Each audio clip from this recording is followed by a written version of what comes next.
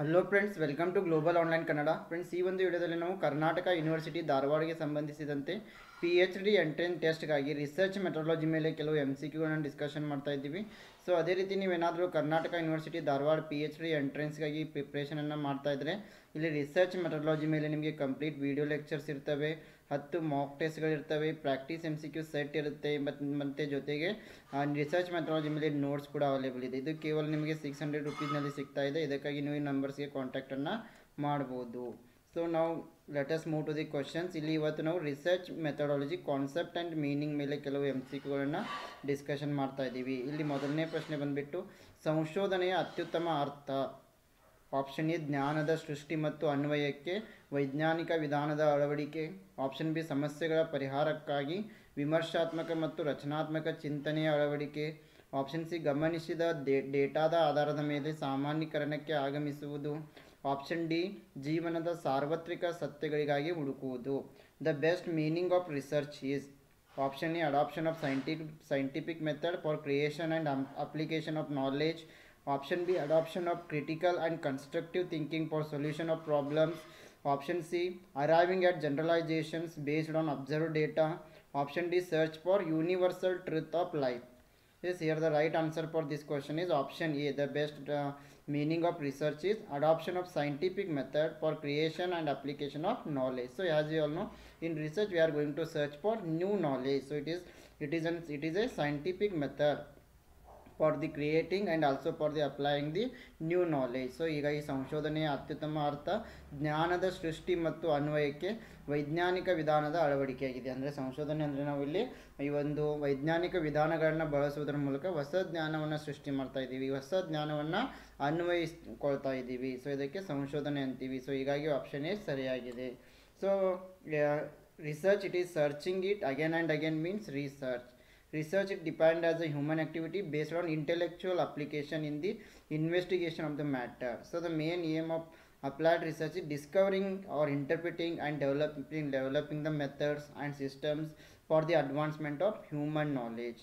So here we are going to search for new things. The next question is, which of the following statements is not correct? Option A, any person can do research.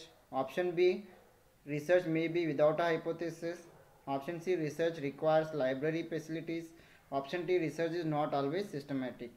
ಈ ಕೆಳಗಿನ ಯಾವ ಹೇಳಿಕೆಯು ಸರಿಯಾಗಿಲ್ಲ? Option A ಯಾವುದೇ ವ್ಯಕ್ತಿ ಸಂಶೋಧನೆ ಮಾಡಬಹುದು.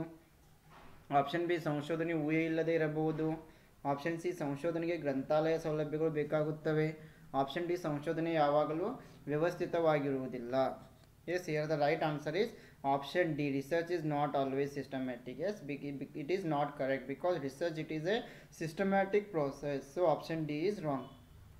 ಇಲ್ಲಿ ಸಂಶೋಧನೆ ಯಾವಾಗಲೂ ವ್ಯವಸ್ಥಿತವಾಗಿರುವುದಿಲ್ಲ, ಇದು ತಪ್ಪಾಗಿದೆ. ಏಕೆಂದರೆ ಈ ಸಂಶೋಧನೆ ಎಂಬುದು ಒಂದು ವ್ಯವಸ್ಥಿತವಾದ ಪ್ರಕ್ರಿಯೆಯಾಗಿದೆ. So research it is a systematic and objective analysis and recording of controlled observations that may lead to the development of generalization, principles or theories resulting in prediction and possible ultimate control of events. So research it is a systematic process. The next question is, research refers to option A routine activity, option B annual activity, option C occasional activity, option D fact finding activity. ಸಂಶೋಧನೆಯು dash ಅನ್ನು ಉಲ್ಲೇಖಿಸುತ್ತದೆ. Option A ದಿನನಿತ್ಯದ ಚಟುವಟಿಕೆ, option B ವಾರ್ಷಿಕ ಚಟುವಟಿಕೆ, option C ಸಾಂದರ್ಭಿಕ ಚಟುವಟಿಕೆ, option D ಸತ್ಯ ಶೋಧನೆಯ ಚಟುವಟಿಕೆ. Yes, here the right answer is option D fact finding activity. Research it is a fact finding activity. ಸಂಶೋಧನೆ ಎಂಬುದು ಒಂದು ಸತ್ಯ ಶೋಧನೆಯ ಚಟುವಟಿಕೆಯಾಗಿದೆ. So research it is a careful investigation to find new facts. It constitutes two words, one is re and another one is search. Here re means investigate again and search means finding the fact. The main objective of the research are to get an answer to a question, to get familiar with a new phenomena, review and synthesize the existing knowledge and explore the new knowledge, find out the solution to a problem, investigate an existing problem, generate new methods, plan, system, etc. The next question is, what is the main aim of educational research?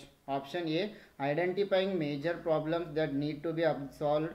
Option B, searching for the new facts and principles underlying the process of education.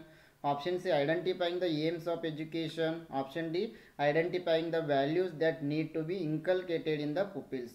ಶೈಕ್ಷಣಿಕ ಸಂಶೋಧನೆಯ ಉದ್ದೇಶವೇನು? Option A, ಪರಿಹರಿಸಬೇಕಾದ ಪ್ರಮುಖ ಸಮಸ್ಯೆಗಳನ್ನು ಗುರುತಿಸುವುದು. Option B, ಶಿಕ್ಷಣದ ಪ್ರಕ್ರಿಯೆ ಆಧಾರವಾಗಿರುವ ಹೊಸ ಸಂಗತಿಗಳು ಮತ್ತು ತತ್ವಗಳನ್ನು ಹುಡುಕುವುದು. ಆಪ್ಷನ್ ಸಿ, ಶಿಕ್ಷಣದ ಗುರಿಗಳನ್ನು ಗುರುತಿಸುವುದು. ಆಪ್ಷನ್ ಡಿ, ವಿದ್ಯಾರ್ಥಿಗಳಲ್ಲಿ ಅಳವಡಿಸಬೇಕಾದ ಮೌಲ್ಯಗಳನ್ನು ಗುರುತಿಸುವುದು. Yes, here the right answer is option B. The main aim of educational research is searching for the new facts and principles underlying the process of education. ಶೈಕ್ಷಣಿಕ ಸಂಶೋಧನೆಯ ಮುಖ್ಯ ಉದ್ದೇಶ ಶಿಕ್ಷಣದ ಪ್ರಕ್ರಿಯೆಯ ಆಧಾರವಾಗಿರುವ ಹೊಸ ಸಂಗತಿಗಳು ಮತ್ತು ತತ್ವಗಳನ್ನು ಹುಡುಕುವುದಾಗಿದೆ. So research, it is a systematic inquiry based on the scientific method and concerned with understanding, prediction and control of phenomena. Education research, it is going to apply the scientific method for the systematic study of educational situations. The next question is, external validity in a research refers to. Option A, the rigor of the study. Option B, the accuracy of a procedure. Option C, the relation of the research problem with the researcher's personal life. Option D, the extent of generalizability that the results provide. ಸಂಶೋಧನೆಯಲ್ಲಿ ಬಾಹ್ಯ ಸಿಂಧುತ್ವ ಏನನ್ನು ಸೂಚಿಸುತ್ತದೆ? Option A, ಅಧ್ಯಯನದ ಕಠಿಣತೆ. Option B, ಕಾರ್ಯವಿಧಾನದ ನಿಖರತೆ. Option C, ಸಂಶೋಧಕರ ವೈಯಕ್ತಿಕ ಜೀವನದೊಂದಿಗೆ ಸಂಶೋಧನಾ ಸಮಸ್ಯೆಯ ಸಂಬಂಧ. ಆಪ್ಷನ್ ಡಿ, ಫಲಿತಾಂಶಗಳು ಒದಗಿಸುವ ಸಾಮಾನ್ಯೀಕರಣದ ಪ್ರಮಾಣ. Yes, here the right answer is option D. External validity, it means the extent of generalizability that the results provide. ಸಂಶೋಧನೆಯಲ್ಲಿ ಬಾಹ್ಯ ಸಿಂಧುತ್ವ ಎಂದರೆ ಫಲಿತಾಂಶಗಳು ಒದಗಿಸುವ ಸಾಮಾನ್ಯೀಕರಣದ ಪ್ರಮಾಣವಾಗಿದೆ. So external validity, it means that external factors that can affect the study must be controlled. Yes, it also refers to the extent to which the research outcome can be generalized and applied to the other cases that are not under study. It is also termed as credibility, and external validity is termed as generalizability. The next question is, which one of the following research procedures will figure under post positivistic approach? Option A, normative survey. Option B, experimental study. Option C, ethnographic study. Option D, ex post facto study. ಕೆಳಗಿನ ಯಾವ ಸಂಶೋಧನಾ ವಿಧಾನಗಳು post ಪಾಸಿಟಿವಿಸ್ಟಿಕ್ ವಿಧಾನದ ಅಡಿಯಲ್ಲಿ ಕಂಡುಬರುತ್ತವೆ? Option A, ಪ್ರಮಾಣಕ ಸಮೀಕ್ಷೆ. Option B, ಪ್ರಾಯೋಗಿಕ ಅಧ್ಯಯನ. ಆಪ್ಷನ್ ಸಿ, ಜನಾಂಗೀಯ ಅಧ್ಯಯನ. Option D, ex post facto ಅಧ್ಯಯನ. The right answer is option C, ethnographic study. ಜನಾಂಗೀಯ ಅಧ್ಯಯನ ಸರಿಯಾಗಿದೆ. So ethnographic study comes under the procedure of post positivistic approach. So ethnographic research, it is the process studying and describing a culture.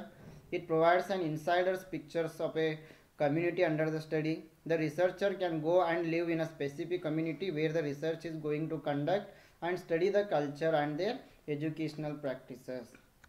The next question is, which of the following is a measure of consistency? Option A, validity. Option B, objectivity. Option C, reliability. Option D, credibility. ಕೆಳಗಿನವುಗಳಲ್ಲಿ ಯಾವುದು ಸ್ಥಿರತೆಯ ಅಳತೆಯಾಗಿದೆ? ಸಿಂಧುತ್ವ, ವಸ್ತುನಿಷ್ಠತೆ, ವಿಶ್ವಾಸಾರ್ಹತೆ, credibility. Option C is reliability. Here the right answer is option C, reliability, ವಿಶ್ವಾಸಾರ್ಹತೆ. So reliability, one of the most important criteria of the quality of measurement, it is the reliability of the measuring instrument. And here reliability means it is consistency with which an instrument yields similar results. The next question is, which of the following methods of acquiring knowledge save time and effort on the part of researcher? Option A, method of experience. Option B, inductive method. Option C, deductive method. Option C, method of consulting and authority. ಜ್ಞಾನವನ್ನು ಪಡೆದುಕೊಳ್ಳುವ ಕೆಳಗಿನ ಯಾವ ವಿಧಾನಗಳು ಸಂಶೋಧಕರ ಸಮಯ ಮತ್ತು ಶ್ರಮವನ್ನು ಉಳಿಸುತ್ತವೆ? Option A, ಅನುಭವದ ವಿಧಾನ. ಆಪ್ಷನ್ ಬಿ, ಇಂಡಕ್ಟಿವ್ ವಿಧಾನ. ಆಪ್ಷನ್ ಸಿ, ಡಿಡಕ್ಟಿವ್ ವಿಧಾನ. ಆಪ್ಷನ್ ಡಿ, ಪ್ರಾಧಿಕಾರವನ್ನು ಸಮಾಲೋಚಿಸುವ ವಿಧಾನ. Yes, here the right answer is option D, method of consulting and authority. ಪ್ರಾಧಿಕಾರವನ್ನು ಸಮಾಲೋಚಿಸುವ ವಿಧಾನ. ಆಪ್ಷನ್ ಡಿ ಸರಿಯಾಗಿದೆ. The method of consulting and authority is the method of acquiring knowledge that saves time and effort on the part of researcher. The next question is, the conceptual framework in which research is conducted is called. Option is synopsis of a research. Option B, research design. Option C, research hypothesis. Option D, research paradigm. ಸಂಶೋಧನೆಯನ್ನು ನಡೆಸುವ ಪರಿಕಲ್ಪನಾ ಚೌಕಟ್ಟನ್ನು ಏನೆಂದು ಕರೆಯಲಾಗ್ತದೆ? Option A ಸಂಶೋಧನೆಯ ಸಾರಾಂಶ, option B ಸಂಶೋಧನಾ ವಿನ್ಯಾಸ, ಆಪ್ಷನ್ ಸಿ ಸಂಶೋಧನಾ ಕಲ್ಪನೆ, ಆಪ್ಷನ್ ಡಿ ಸಂಶೋಧನಾ ಮಾದರಿ. Yes, here the right answer is option B, research design. ಸಂಶೋಧನಾ ವಿನ್ಯಾಸ ಸರಿ ಉತ್ತರ ಆಗಿದೆ. So the design arrangement of a research project, it is commonly known as research design. It is the conceptual framework within which research is conducted. So it is a plan or a blueprint that you prepare before actually carrying out the research. The next question, dash thinking enables us to write statements and develop arguments in a step-by-step coherent manner. Option A, accurate. Option B, scientific. Option C, logical. Option D, clear. Dash ಚಿಂತನೆಯು ಹೇಳಿಕೆಗಳನ್ನು ಬರೆಯಲು ಮತ್ತು ಹಂತ ಹಂತದ ಸುಸಂಬಂಧ ರೀತಿಯಲ್ಲಿ ವಾದಗಳನ್ನು ಅಭಿವೃದ್ಧಿಪಡಿಸಲು ನಮಗೆ ಅನುವು ಮಾಡಿಕೊಡುತ್ತದೆ. ಆಪ್ಷನ್ ಎ ನಿಖರ, ಆಪ್ಷನ್ ಬಿ ವೈಜ್ಞಾನಿಕ, ಆಪ್ಷನ್ ಸಿ ತಾರ್ಕಿಕ, ಆಪ್ಷನ್ ಡಿ ಸ್ಪಷ್ಟ. The right answer is option C, logical. ತಾರ್ಕಿಕ ಇಲ್ಲಿ ಸರಿಯಾದ ಉತ್ತರ. So logical thinking enables us to write statements and develop argument in a step by step coherent manner. Okay friends, this is about our today's session, and if you are preparing for Karnataka University Dharwad PhD Entrance Test 2023, the Global Online has come up with research methodology course. Here you will get research methodology video lectures, 10 mock tests with solution, practice MCQ set, then notes on research methodology, only at ₹600. If you want to join, you can contact these numbers. Yes friends, I wish all the best to all. Thank you.